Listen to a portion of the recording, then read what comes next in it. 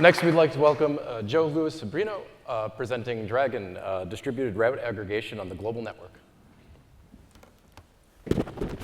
Well, can everybody hear me? Yeah. Well, good morning. It's a pleasure to be at NANOG. I'm going to talk about distributed route aggregation as means to scale the internet routing system. This talk reflects joint work with Laurent van Bever, Frank Ley, and Jennifer Wexford. So, news from last year came to remind us that the internet has a routing system, that the internet routing system is engineered and has limitations. In August last year, the number of globally advertised IPv4 prefixes went past the 512K mark, which was the default forwarding table size of some routers. These routers could not cope with all the routes they were receiving, which event caused some noticeable outages in the internet. As a matter of fact, the internet routing system does not scale well. Most of the prefixes originated at the various ASs are propagated by the border gateway protocol to all other ASs. So in this example, prefix 1000/16 originated at AS4 is propagated to all other ASs.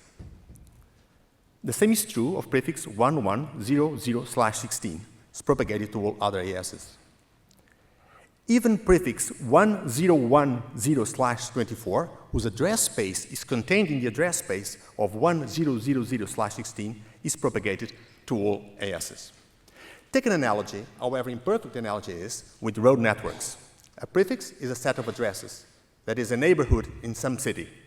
Internet-style routing in road networks would mean that every crossroads in the internet would have a signpost for every neighborhood in the world. This is not realistic in road networks. In the internet, it takes a toll on performance or on cost. The growing numbers of globally announced IPv4 prefixes, or IP prefixes in general, overloads the forwarding tables of the routers, and it delays the lookup time of an address in those tables. It overloads the routing tables. It increases the BGP session setup time and yields high churns and long convergence times.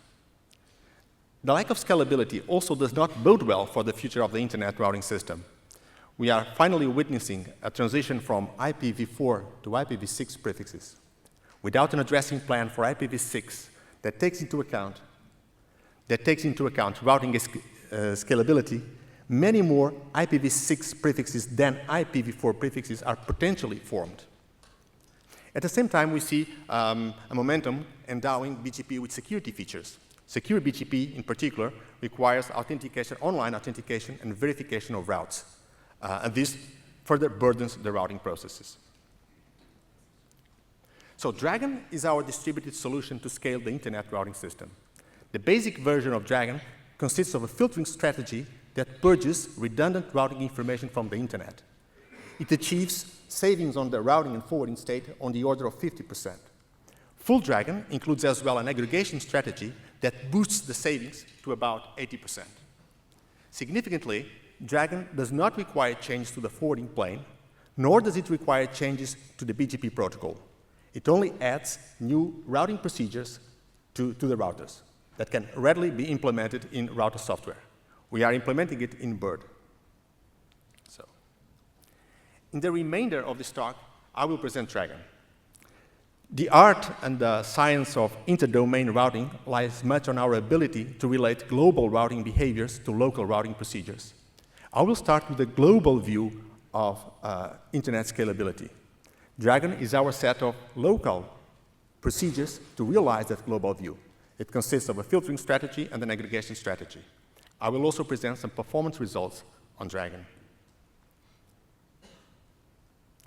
At a very high level, we aim for a routing system where the more specific prefixes are propagated only in the vicinity of the ASs that originate them.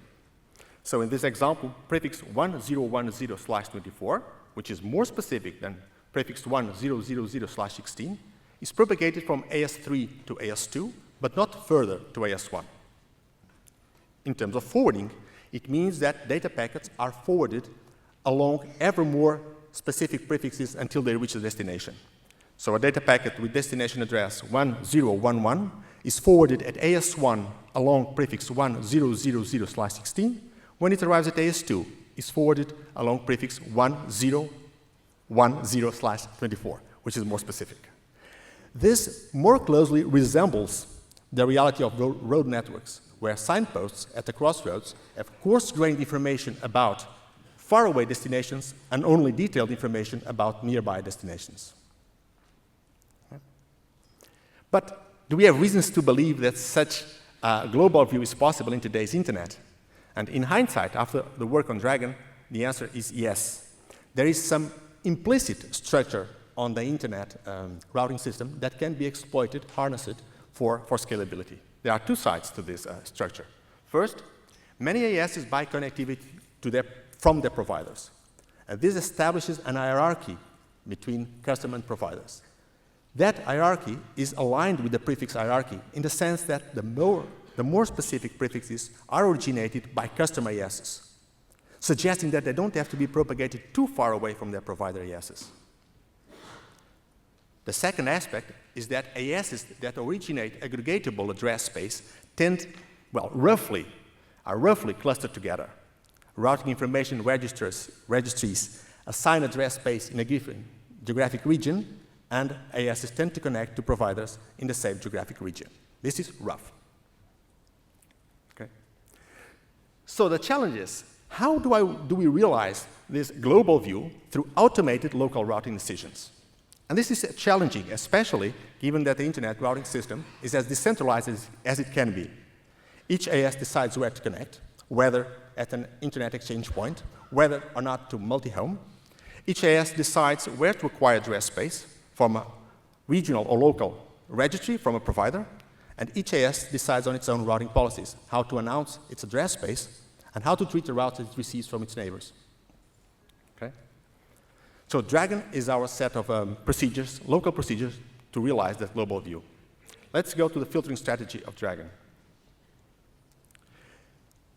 The filtering strategy allows some ASs to filter the more specific prefixes while respecting the routing policies. Filtering a prefix means the prefix is not installed in the forwarding table, and the prefix is not announced to neighbor ASs. With filtering, we have a concern about the creation of black holes, happening when a data packet arrives to a router that does not have a matching prefix for its destination address. The packet will be dropped. Now, Dragon provably does not create black holes. Moreover, the filtering strategy must align with the incentives of the ASs. And we assume that among these incentives are the will to save on forwarding state and the will to forward data packets along the best possible route. Okay. The exchange of routing information is with standard BGP. I will exemplify the filtering strategy with this simple network with 6 nodes. Nodes represent ASs, and lines represent adjacencies. A solid line represents the provider-customer adjacency, with the provider always above the customer. Dashed line represents a peer-peer relationship. AS1 and AS2 are peers. AS1 is a provider of AS5. AS4 was allocated some amount of address space, which is summarized in prefix P. It's in there. AS6 bought address space from AS4, and that address space, that delegated address space, is summarized by prefix Q, which is more specific than prefix P. Okay. Prefix Q and P are propagated network-wide with BGP routes. A route associates a prefix. This works by itself, I'm so sorry. By associating a prefix to an attribute.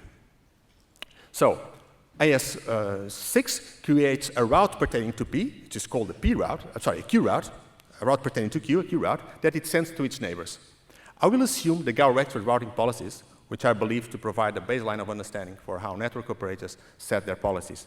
And these policies are based on just 3 attributes. The route can be learned from a customer, learned from a peer, or learned from a provider. The preference among routes just follows the flow of money. Given customer route, peer route, and provider route, I prefer the customer route because the customer is paying me. Then I prefer the peer route. Although the peer is not paying me, I'm also not paying the peer. And last, I prefer a provider route. Okay. The exportation of routes is also consistent with the flow of money. Customers buy connectivity from providers, so all routes originated at customers have to be sent by the provider to all their neighbors. All routes arriving at the provider are sent to all their customers. So continuing with this example, the route sent by AS6 arrives at at AS3 and AS4.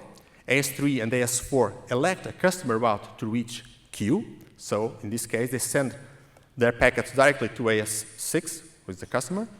And AS3 and AS2 re-announce the routes to their neighbors. AS2 receives the route from AS3 and AS4, and it also elects a customer route to reach Q. AS5 elects a provider route to reach Q. Since AS5 has no customers, it does not send the route to anybody else. AS2 sends the route, AS2 sends the route to AS1. When AS1 receives the route, it elects a peer route to reach Q. I think this works, okay. I'm sorry about this. So it elects a peer route to reach Q. It reaches Q via its peer AS2. So the final state for prefix Q is the following. AS2, AS3, and AS4 elect a customer route to reach Q. AS1 elects a peer route to reach Q, and AS5 elects a provider route to reach Q. The same process propagates prefix P network-wide. And this slide represents the final state for P and Q. The forwarding of packets follows the longest prefix match rule. So a data packet is forwarded along the longest prefix that matches the destination address of that packet. For instance, a data packet with destination in Q arriving at AS3 will be sent along the customer route directly to AS6 rather than along the provider route to AS2. Now, the goal of Dragon in this network is to forego Q as widely as possible and relying on the P routes to send traffic. Towards this goal, we'll work with the following code. The origin of P cannot filter. Any other node will filter Q if and only if the attribute of the elected P route is the same or preferred to the attribute of the elected Q route. This is reasonable from the point of view of a single AS. Filtering is good. It saves on the forwarding tables. And when I filter, I start sending data packets with destination Q along the P route, but the P route has the same or a preferred attribute than the Q route. So on filtering, I start forwarding packets along an equally good or better route. The checks here mark the nodes that will filter Q if they apply the filtering code. So the issue is, what's the global effect of one AS applying the filtering code? Let's suppose AS2 applies the filtering code. It elects a Q route, a customer Q route, and a customer P route. It will filter Q. On filtering Q, it does not send the route to AS1. So AS1 will be oblivious of Q, but it still forwards data packets with destination in Q along the P route, the one that was elected for P. If all nodes apply the filtering code, we arrive at this final state. In this final state, AS1, 2, and 5 forego Q. AS3, they have coarse-grained information about Q via prefix P. And AS3 and AS4 have detailed information about Q. They have a route for Q. Another way of looking at this is the following. Prefix Q is propagated only in the vicinity made of AS3 and AS4. I would like to call your attention for two properties of this global state. First, it is correct. All packets are delivered to their destinations. There are no black holes. Second, the attribute of the route used to forward data packets is preserved. So, for example, you have here AS1 that before sent packets along a peer route. It still sends packets along a peer route, but now a less specific peer route. Such a state, where the attribute is preserved, is called route consistent. And in this particular case, the state that we have is optimal route consistent, in the sense that filtering by any other node will break route consistency. If AS3 were to filter as well, then data packets arriving at AS3 with destination in Q would be forwarded along a provider route rather than along a customer route. I will show you another example of the filtering strategy highlighting two aspects. First, filtering by one AS incentivizes the other ASs to filter as well. Second, there is an ordering for deployment of Dragon that is route consistent at all its immediate stages. Let's have a look at this example. AS2 is a provider of AS4, which is a provider of AS5, which is a provider of AS6. AS2 peers with AS1 and AS3. AS1 is a provider of AS3 and AS6. AS5 originates prefix P, the less specific, and AS6 originates the more specific one, Q. Again, checks mark the nodes that will filter Q if they apply the filtering code. Let's suppose that AS4 does apply the filtering code. Then AS4 filters. It does not send the route to AS2. So AS2 now resorts to the peer route that it learned from AS1. This state is not route consistent. AS2 is in a worse position now. But AS2 now has a double incentive to filter as well. On filtering, it saves on forwarding state, and it reverts to sending data packets to a customer rather than to a peer. So if AS2 filters as well, the packets go downwards in this slide. Moreover, it's possible to choose which nodes, an ordering for the nodes to filter that is route consistent at all times. This is almost like substituting the wings of a plane while in flight. So the rule is, those that elect a peer or a provider route should be the ones to filter first, in whatever order. So here, the one that elects a peer route is AS3, should be the one to filter first. It filters, but the flow of packets is the same. And then among those that elect a customer route, they should filter top-down in the customer provider hierarchy.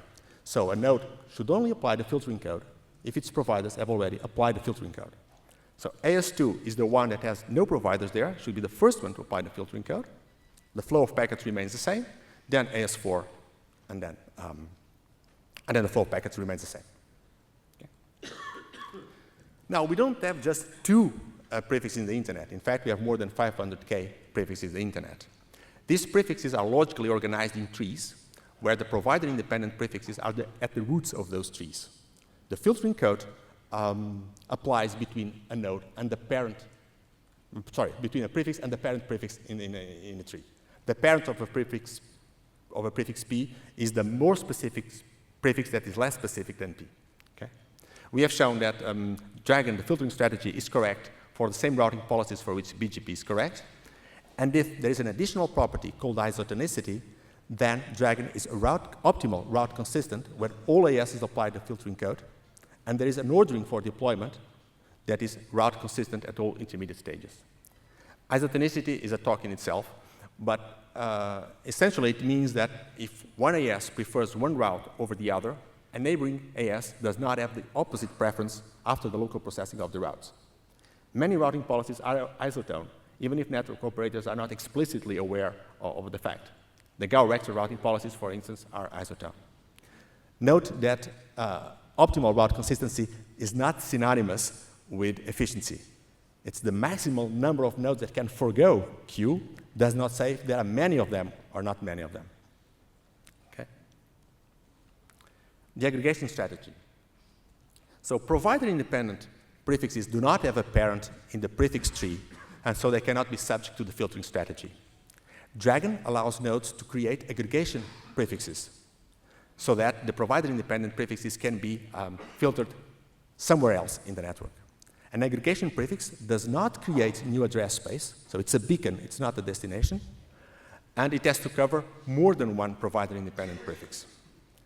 BGP self-organizes if more than one AS decides autonomously to generate the same aggregation prefix. Again, the exchange of messages is with standard BGP. I will go through a very simple, even a very simplistic example of the aggregation strategy.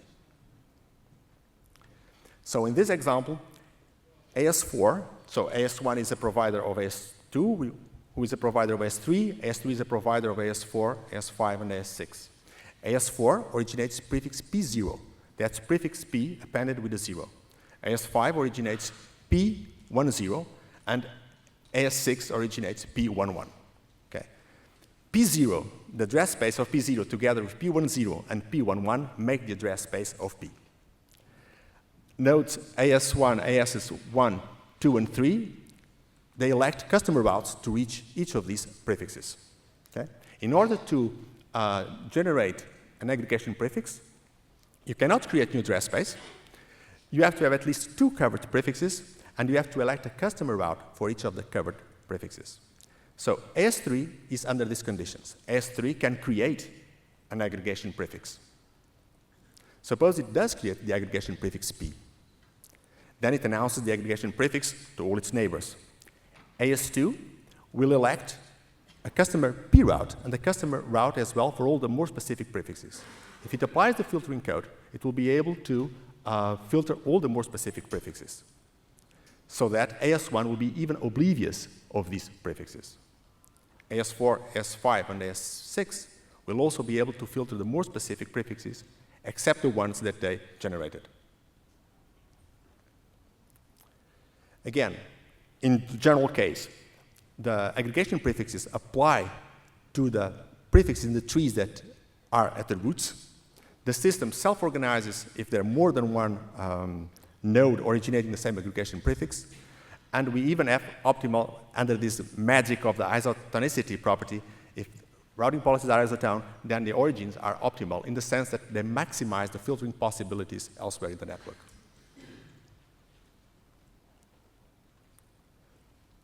Some performance results. We have used the annotated inferred topologies provided by CADA. These topologies give for every link, classify every link as either customer provider or peer-peer. Accordingly, we have used the Gauss-Rexford routing policies. We have also used the IPv4 prefixes to AS mappings provided by CADA. Dragon can be evaluated along many different dimensions. I've chosen here just results for the FIB filtering efficiency, which is the normalized amount of reduction brought by Dragon to the forwarding tables of an AS. Okay.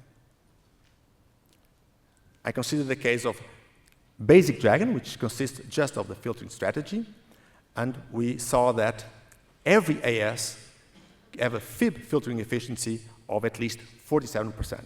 So they forego at least 47% of the prefixes. And 87% of the ASs reach the maximum possible filtering efficiency of 49%. With aggregation prefixes, every AS forgoes at least 69% of the prefixes, with 87% of the ASs, again the same number, attaining the maximum filtering efficiency of 79%.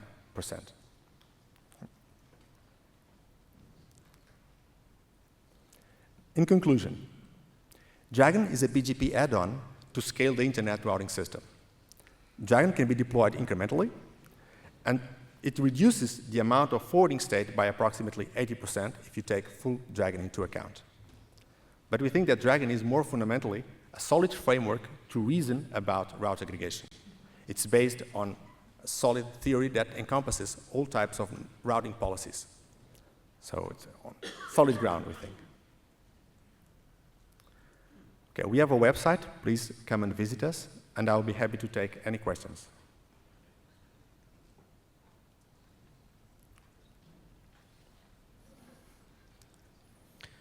Phil Rosenthal from IS Prime.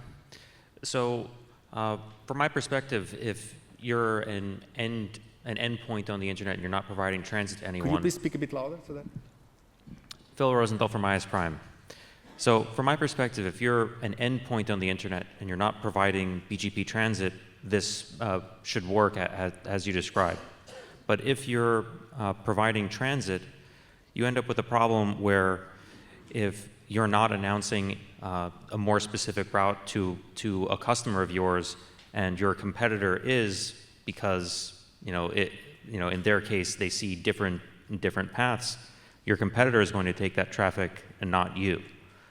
So it seems like because BGP always will pick the most specific as the ultimate rule breaker, something would need to break that mechanism also. Right. So if you are not announcing the more specific to one of your customers and the other provider is announcing, of course the traffic will go that way. But then the customer, I would argue, also have an incentive to filter as well and spread or balance the traffic both ways. That is one of our arguments here. Yeah, that requires a lot of micro policies around the internet, though. I mean, it would need to be automated for everyone to really take that on. So. Okay. Matt Petak, Yahoo. I know I'm pretty dumb, so I'm just a little slow on this, but when you were talking about the aggregated route generation, you had 3 ASs at the bottom all feeding up into AS3, and then AS2 was magically generating an aggregated route P. Can you just help me understand what the AS path would look like on that route coming, that P route that's generated? You're asking me, why is it generating the P route? No, I'm asking, what would the AS path look like? Would AS2 simply state that it was the origin? Would AS2 claim that 3 was the origin? What AS number would show up as the origin of that P route? Well, the origin would be AS3. So AS2 would be telling the world, hey, AS3 has this route, even though AS3 doesn't think it has that route. Well, AS3 will function here as a beacon. It's not creating new address space. I mean, you are right on your comment. But AS3's function is for the benefit of the internet. So it's a beacon there. It's not creating address space. But it's true that the origin will be S3. Okay. I suspect that you might find ISPs are a little concerned if somebody else tells the world, hey, guess what? I'm gonna create a prefix that he doesn't think exists, and I'm gonna tell the rest of the world that it was his. I think this is an interesting idea. I just think the idea of speaking up for somebody else on their benefit without necessarily having their collaboration might not be well received. But it's a good theory. Thank you. Thank you. Márcio Deus from GlobeNet and University of Brasilia. It's a very interesting idea, but I'd like just to... Would you mind speaking a bit louder? I'm so sorry. Yeah, for sure. Márcio Deus from University of Brasilia and GlobeNet. It's a very interesting idea. I'd just like to, for sure, let you know that in South America, because our asymmetric traffic way to receive traffic, we really use a lot the more specific information about routing to make traffic engineering, because we are, in most of part, we are very small ASs, and we want to spread our more specific routing information to the big ASs to try to make some kind of reverse path traffic control. So in this way, my question to you is, did you analyze the possibility when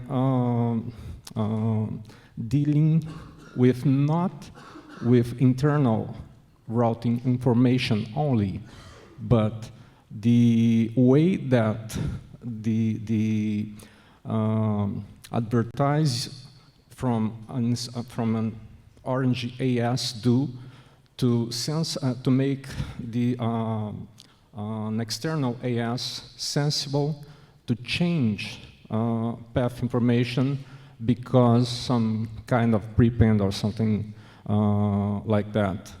Because the idea is very interesting, but not sure if in this situation we will achieve the same performance you want to, because you lose some more specific information for that. Thank you.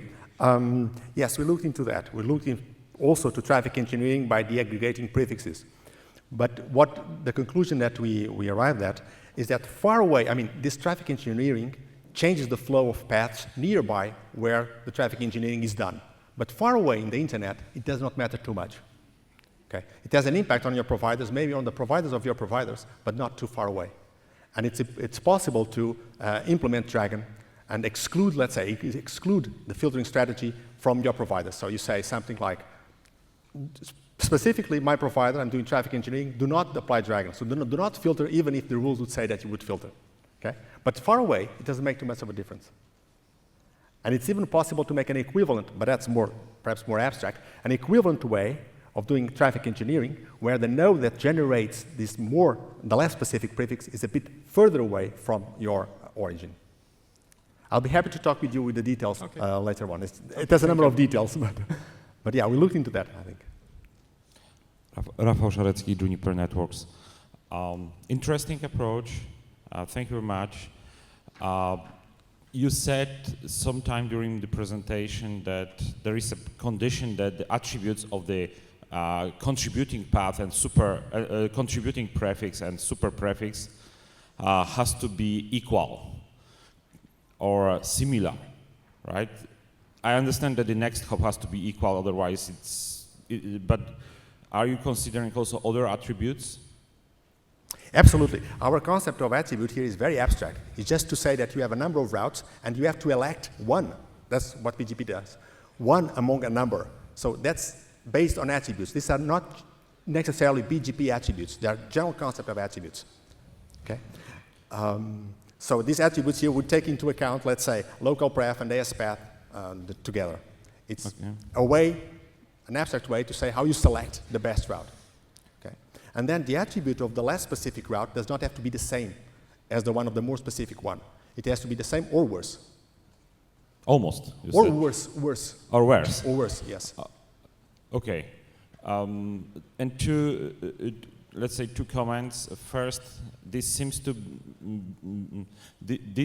technique seems to require to be implemented across the board at once, because otherwise, and you even show it at slides, I think 13, some inconsistent routing, right? So you said that there is incentive to implement this by other ASs and converge, but this means that it takes months and years, effectively. It's not overnight. So we will trying to go this with the current situation, to my understanding, ends up with the long periods of the inconsistency in the network. It's from practical reason. So maybe it's good a good input for the, I don't know, BGP5 or whatever. And the last comment, based on the same logic you have, you can do less. I mean, do the filtering only for the forwarding information base, right? So keep the routing table as fat and as redundant as it is, so propagate the prefixes everywhere. But if you're forwarding for the sub-network or sub-prefix, let's say, is the same as the super prefix, you can install only super prefix in the fib. And this way you solve the fib scaling problem, right? Potentially reducing by 50%. Still, we have to live with a big routing information base. But it's a pure local behavior which solves, I think, the hottest problem of today. Thank you. Right. Can I comment or not? Thank you very much. We could have a very quick. Well, if you do the fib aggregation, you are not saving on, for instance, on the BGP setup time of a session. Okay? But the problem with fib aggregation, it seems to me, is that you lose the congruency between the routing plane and the forwarding plane. You are applying something on the forwarding plane, and then there are new changes on the routing plane, on the routes, and they do not go directly to the fib.